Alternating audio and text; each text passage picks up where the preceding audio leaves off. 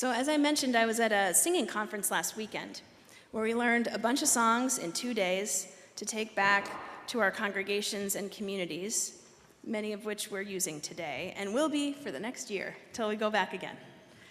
One of the original leaders of that conference has been an arranger, a composer, choir leader, and musician in this region for decades, Peter Amadon.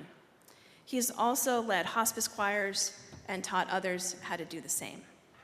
And unfortunately, he's currently in hospice himself and was not able to be at the weekend that he helped start.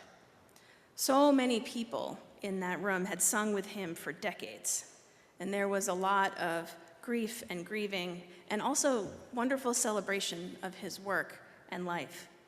Folks made recordings of us singing to send to his family, and it was beautiful and it was sad. There was a song we sang right at the end, which we're not singing today, about saying goodbye. I was standing next to a woman who I don't really know, but I have met before at things like this, and we sang next to each other for 2 days. So on this very last song, I would start to sing a verse, and my throat would get a little tight, and I'd choke up, and then she would sing stronger, and then she would start to choke up, and I would try and sing stronger, and we helped each other through the song. It was very sweet, a sweet way to end the weekend, and I could feel her noticing it too. There were a lot of people crying in that room.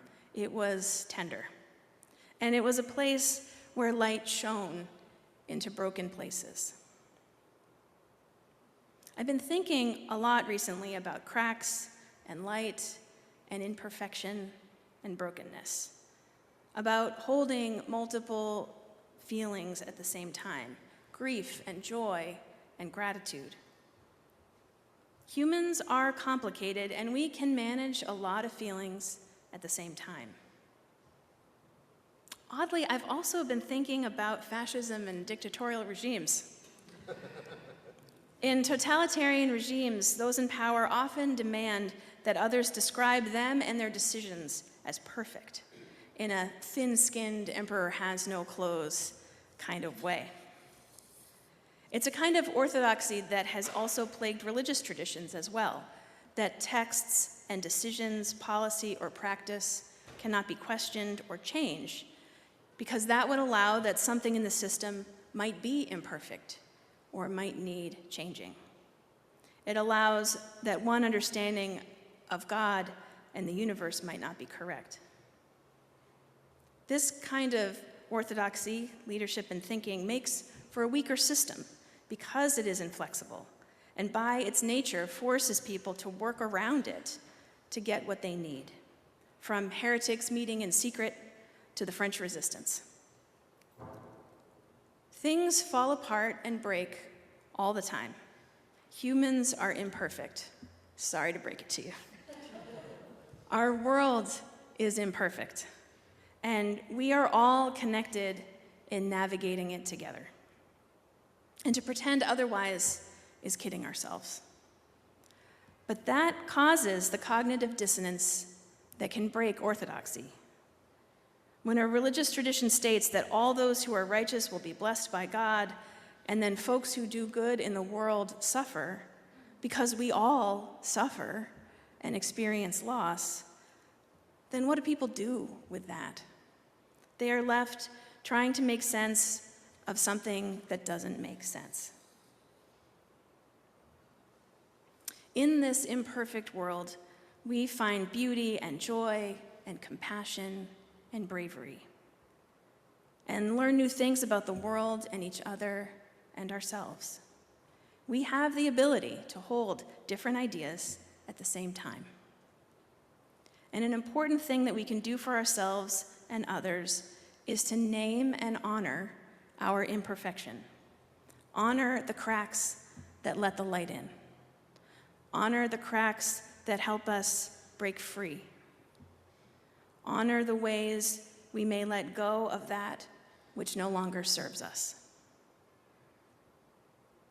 We are able to hold grief and love and joy and fear and bravery all together. It's hard, and we can do it. And we don't have to listen to religious, political, or community leaders who tell us there is only one right path. There are many. The paths that offer the broadest welcome, include the most people, the most ideas, are probably going to help the most people. And so, if helping others is a value in our faith lives, then helping ourselves practice holding all that is and finding new ways through will help us build a more loving and just and compassionate world. It will help us climb the walls we need to climb, chant the chants we need to chant, change what we need to change, protect who we need to protect.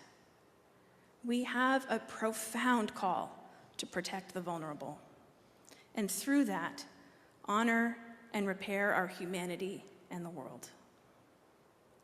Whether you're dealing with grief, change, or existential dread, we can know that we are held by the web of interconnection of all that is. We are held and bright with light and possibility, even when it seems lost and hard and dark. There is a crack in everything. That's how the light gets in. That's how the light gets in. That's how the light gets in. That's how the light gets in. So may it be.